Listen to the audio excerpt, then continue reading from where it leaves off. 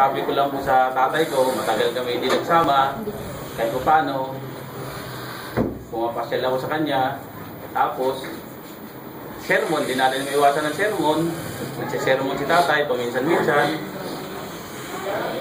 hindi naman tayo sulit na anak, tinatanggap ko yung mga sermon niya, sumama ang loob ko minsan, pero okay lang sa akin yun. Kasi magulang natin yan eh. Hindi naman natin maiwasan yan eh.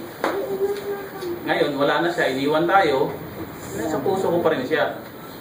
Kahit hanggang kailan, hindi ko siya makakalimutan. Kasi tatay ko siya eh. Kung wala siya, hindi naman ako mabubuhay. Yun ang masasabi ko. Nagpapasalamat po ako sa inyo, tsaka sa kanya. Kahit paano, binuhay niya ako. Maraming salamat po. Magandang gabi. Yun lang po. Thank you.